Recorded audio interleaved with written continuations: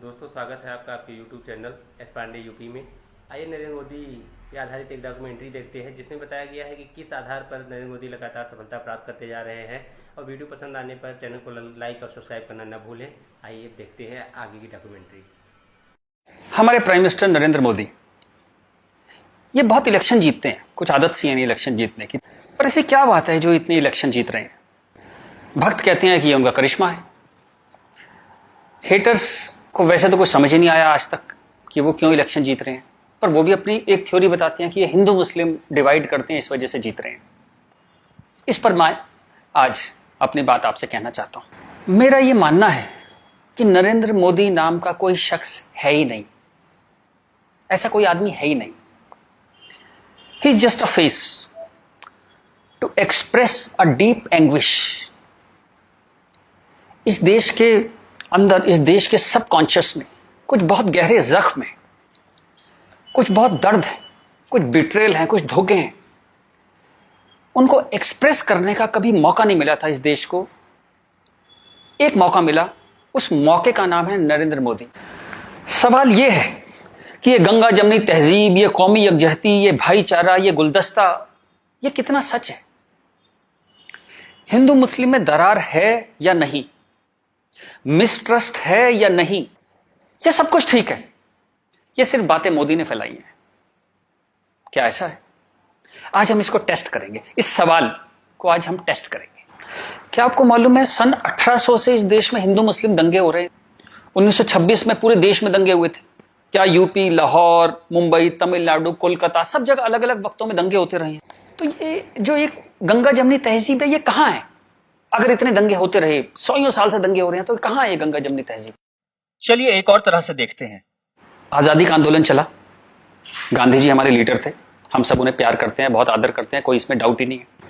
अंबेडकर से गांधी जी का एक बार टकराव हुआ तो गांधी जी ने आमरण अनशन कर दिया अंबेडकर के घर के सामने।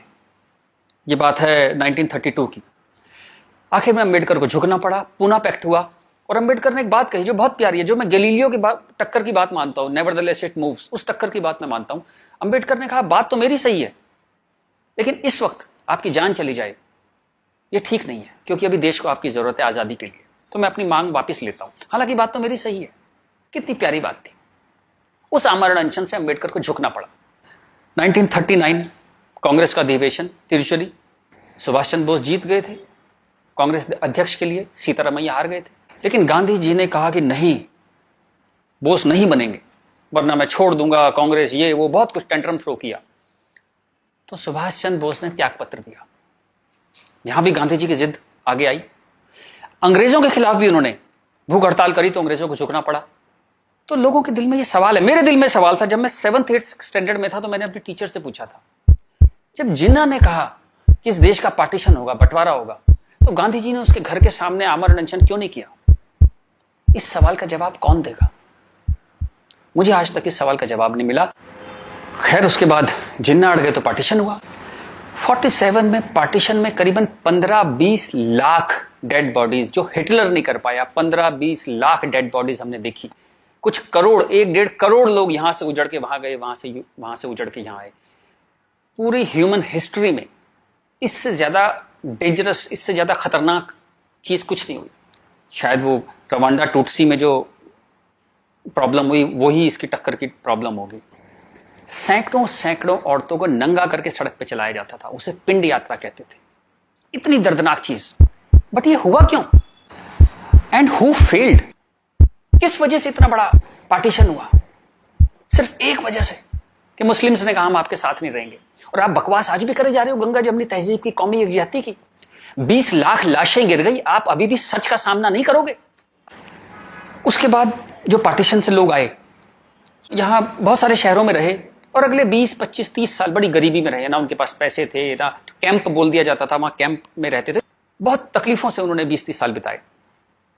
अब तो वो लोग नहीं है, गुजर गए, लेकिन उनकी वो दर्द की, वो जो रोंगटे खड़े कर देने वाली उनकी कहानियां थी, वो कहानियां जिंदा है। वो लोग जिंदा नहीं है, पर वो कहानियां जिंदा है।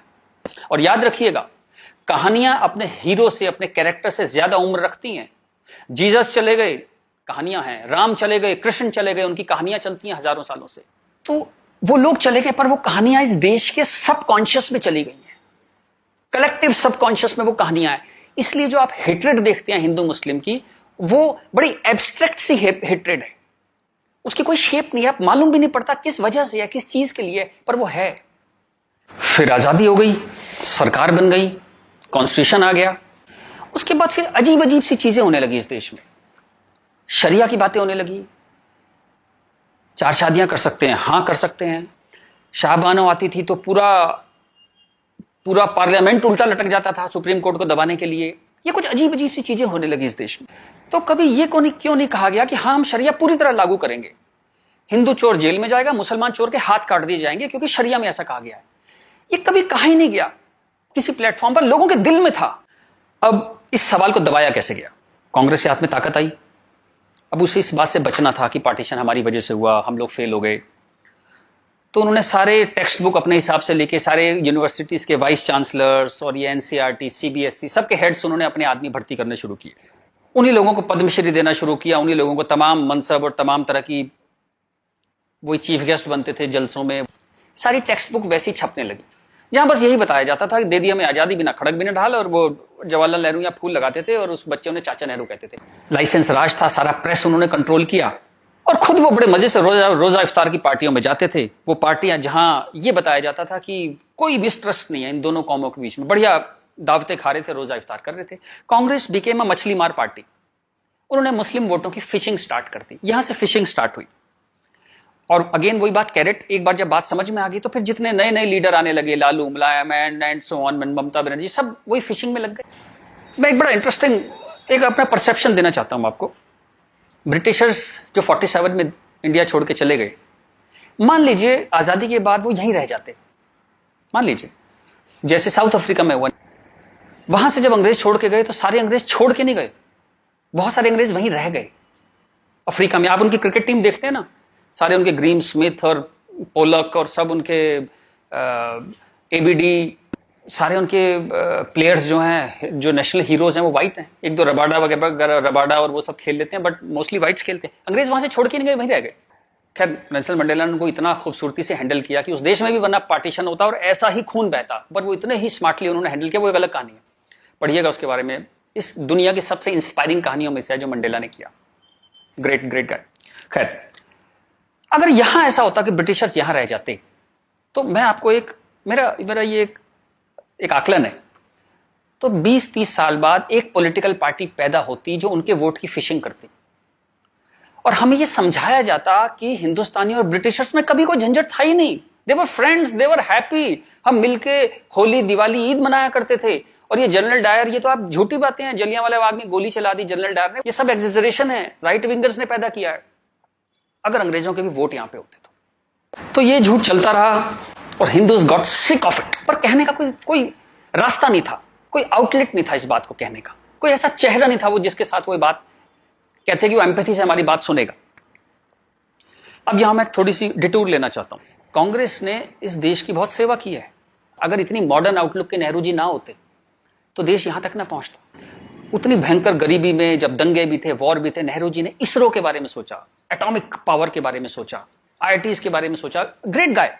जो उनकी अच्छाइयां वो अच्छाइयां हैं, बट इसी के साथ जो गलतियां भी उन्होंने बहुत बड़ी करी। एक इतनी बड़ी चीज को, एलिफेंट इन द रूम जिसको बोलते हैं, डायनासोर आपके सामने खड़ा था, आप उसे एड्रेस, उसका सॉल्यूशन नहीं निकाल पाए, कम से कम हाँ तो कहते डायनासोर खड़ा है। और झूठ ऐसे ऐसे चलाए, जैसे कश्मीर के बारे में झूठ चलाया। 370 का तो कुछ हो नहीं सकता भाई, महाराजा हरि सिंह ने यही शर्त पे विलय किया था कश्मीर का, क्योंकि 370 उन्होंने तब किया, तो कुछ हो ही नहीं सकता इसका। अब पता लगा ये झूठ है, महाराजा हरि सिंह ने ऐसा कुछ साइन ही नहीं किया था। ये तो दलाल टाइप के लोगों ने 1.5 साल बाद, 1.25 साल बाद लाए 370, और अंबेडकर ने साफ साफ मना किया कि नहीं है ये 370 नहीं लगाऊंगा, इतनी खराब है ये, फिर भी लगा दिया आपने, जबरदस्ती ठोक दिया आपने। अब मैं अपनी बात पे वापस आता हूं कि नरेंद्र मोदी कोई आदमी है ही नहीं, ये वो खूंटी है जिस पे इस पूरे देश ने अपना ये जो बरसों का गुस्सा है, 50 साल का नहीं, 150-200 सालों का गुस्सा टांगना शुरू कर दिया उस खूंटी पे। डिस्कशंस स्टार्टेड हैपनिंग, गुस्से को एक जगह मिली, एंगर फाउंड अ वेंट। चलिए एक और बात करते हैं। मेरा मानना है कि हम लोग एक एहसान फरामोश कौम है।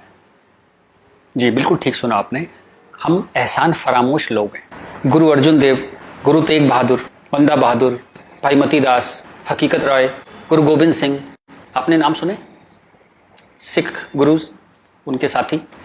जब हिंदू कौम इस्लामिक रूलर से बहुत परेशान थी, फोर्स कन्वर्जन हो रहे थे, बहुत जुल्म हो रहे थे, जजिया वजिया बहुत चीजें थी, तो इन्होंने हिंदुओं को बचाने के लिए ये सब कुर्बानियां दी। किस गुरु को जिंदा जला दिया गया, किसको गर्म तवे पे भून दिया, बात समझ रहे हैं आप? जैसे सब्जी बनाते हैं आप, गर्म तवे पे जिंदा भून दिया, किसको आरे में से बीच में से काट दिया, किसको रुई से बांध के जला दिया, किसके बच्चों को दीवार में चिनवा दिया, किसके बच्चों के दिल निकाल के बाप के मुंह में ठूस दिए। ये सब कहानियां हमने पढ़ी। इनकी कविताएं हम स्टेज पे गाया करते थे जब हम छोटे थे। हकीकत हूं, हकीकत को हकीकत जब बताऊंगा, हूं एक लाखों को हकीकत मैं बनाऊंगा। इस सारे जुल्म को सहकर हिंदुओं में से एक वॉरियर कौम पैदा हुई, खालसा। पर आजादी के बाद टेक्स्ट बुक, कांग्रेसियां टेक्स्ट बुक थी सारी, इरफान हबीब, रोमिला थापर, इन सब ने हमें हिस्ट्री पढ़ानी शुरू करी और ये कहा गया कि भाई हम बड़े सेकुलर हैं, सेकुलर रहो और प्रोग्रेसिव बातें करो। अगर आपने ये सब बातें करी तो बड़े आप कम्युनल कहलाओगे। तो हम बड़े कंफ्यूज से हो गए कि क्या करें। तो कुछ समझ नहीं आया तो हमने सिखों पे जोक बनाने शुरू कर दिए। कल्पना कीजिए, हिंदुओं में से उठी हुई एक कौम जिसने इतने बलिदान दिए, आज हम उसके ऊपर चुटकुले बनाते हैं। बजाय उस कौम को सिर पे बिठाने के हम उस पर चुटकुले बनाने लगे। चलिए, ये वक्त भी देखा इस देश ने। यहां से प्रॉब्लम शुरू हुई। जिन मुस्लिम रूलर्स के हाथों, जिससे पूरे लंबे वक्त में वो जो हमने तकलीफें सही, जैसे ब्रिटिशर्स के हाथों सही, ब्रिटिशर्स चले गए, उन मुस्लिम लोगों के हाथों जो हमने इतनी तकलीफें सही, उनको आजादी के बाद हम कुछ एड्रेस ही नहीं कर पाए और कंफ्यूज हो गए कि ये सब जुल्म हुए भी थे या नहीं थे। ये गुरुओं ने जो इतनी बलिदान दिए थे, जो इतने सैकड़ों सालों से ये जो गुरुद्वारे बने हुए हैं, ये सच्चे हैं कि नहीं है, या ये मोदी ने बना दिए जाके चुप चुप के 200-300 साल पहले मोदी ने बना दिए। अंदर ही अंदर एक कैंसर है, इस गुस्से का एक कैंसर है जो इस देश को खाए जा रहा था कई सौ साल से। वो कैंसर पार्टीशन में दिखाई दिया। आपके दो हाथ काटने पड़े, एक भारत एक पाकिस्तान बन गया, एक बांग्लादेश बन गया, दो हाथ कट गए आपके अंदर इतना बड़ा कैंसर था। लेकिन आप क्या करते हैं? आप लिपस्टिक लगाते हैं, पाउडर लिपस्टिक लगा के आप कहते हैं भाई everything is well, all is well. चलिए इस प्रॉब्लम को एक और तरह से देखते हैं। तो ये भारत, पाकिस्तान, बांग्लादेश तीनों को मिला दें तो करीबन 50 करोड़ मुस्लिम लोग हैं, यहां पे रहते हैं। ये कहां से आए? इतने मुस्लिम तो अरब में भी नहीं है, मिडिल ईस्ट में इतने मुस्लिम नहीं है। इस देश में पारसी भी आए, बुद्ध हैं, राजपूत हैं, सिख हैं, बहुत कौमें हैं, ये क्यों नहीं हो गए 50 करोड़? इस क्वेश्चन का क्या आंसर है? फिर एक दलाल टाइप के जो लोग हैं उन्होंने एक नया नैरेटिव स्टार्ट किया। ये पिछले 25-30 साल से ज्यादा जोर पकड़ा इस नैरेटिव ने, 20-25 साल से, कि ये प्यार से कन्वर्ट हो गए। ये हिंदू ही थे, प्यार से कन्वर्ट हो गए। वेरी गुड, वाह। ये कहा गया सूफी संत आते थे, दरवेश फकीर वकीर आते थे, और लोग प्यार से कन्वर्ट हो गए। मैं आपको एक एग्जांपल देता हूं। जैसे हमारा एक बहुत बड़ा देश था, ऐसे एक बहुत बड़ा देश था पर्शिया। वहां पारसी रहते थे और वो कलाओं में, ट्रेड में, एजुकेशन में बहुत ऊपर देश था। उसकी वो पूरी सिविलाइजेशन बहुत हाई पे थी। ये मिडिल एजेस की बात है। मुस्लिम्स का अटैक हुआ, करीबन 25-30 साल में एक भी पारसी जिंदा नहीं बचा। सारे देश छोड़ के भाग गए, मर गए, लूट, हत्या, बलात्कार। और 25-30 साल में एक नया इस्लामिक मुल्क बन गया। बाद में जिस मुल्क का नाम पड़ा ईरान। सारे पर्शियंस कहां गए? कुछ भाग के तो हिंदुस्तान भी आ गए थे। वो प्यार से कन्वर्ट हो गए। ऐसा प्यार इस दुनिया ने कई बार देखा है। अफ्रीका में, एशिया में ऐसा प्यार 25-30 कंट्रीज ने बर्दाश्त किया है और वो 25-30 कंट्री टोटल इस्लामिक बन गए। और लेटेस्ट कश्मीर, जब वहां से 3 लाख 4 लाख हिंदू भगाए गए तो वो प्यार से भागे वहां से और पूरा कश्मीर इस्लामिक हो गया। Make no mistake, it's a caliphate. जो बगदादी करता है खलीफा जो अपना साम्राज्य बनाता है जहां सिर्फ मुस्लिम होते हैं और अगर गैर मुस्लिम है तो उन्हें डिम्मी बन के रहना पड़ेगा, खत्म होकर रहना पड़ेगा। वो कैलिफेट है इस्लाम की इस वक्त कश्मीर में। हिंदुस्तान में कैलिफेट है। 1921 में मालाबार में दंगा हुआ था, वहां भी कैलिफेट बनाने की कोशिश की गई थी। कुछ 50,000 या 1 लाख हिंदुओं को बाहर निकाल दिया था वहां से, फोर्स्ड कन्वर्जन किया था। तो तब नहीं बना पाए, लेकिन आज कश्मीर में कैलिफेट है। ध्यान रखिएगा, ये आपकी गुलदस्ता और कश्मीरियत, जमहूरियत, इंसानियत सबके बीच में एक कैलिफेट बन गई।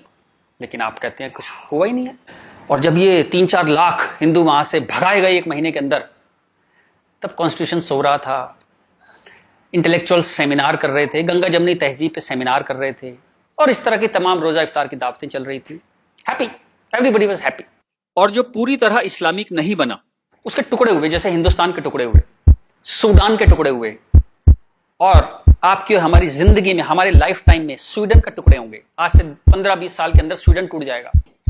ये एक प्रोसेस है जो पूरी दुनिया में चल रहा है। आप या तो बहुत भोले हैं, देखते ही नहीं, या आप इतने मूर्ख हैं कि दुनिया में क्या हो रहा है आपने कभी देखा ही नहीं, या आप झूठे हैं, या आप दलाल हैं।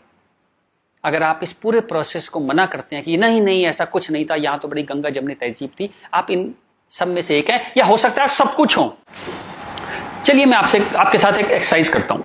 आपके एक दादा होंगे, एक दादा परिवार है, दादा, चाचा, ताऊ, बुआ, फूफा, उधर के उनके बच्चे, सब एक पूरी फैमिली ट्री वो है। एक नाना की तरफ से है, तो एक आदमी करीबन ऐसे 10-15 परिवार उसके आसपास होते हैं। इसके बाद आप कॉलेज, आपका कॉलेज, स्कूल कॉलेज, जहां 50-100 स्टूडेंट हैं, जिसमें कुछ दोस्त हैं जो आपके साथ ट्रेवल करते हैं जिंदगी भर।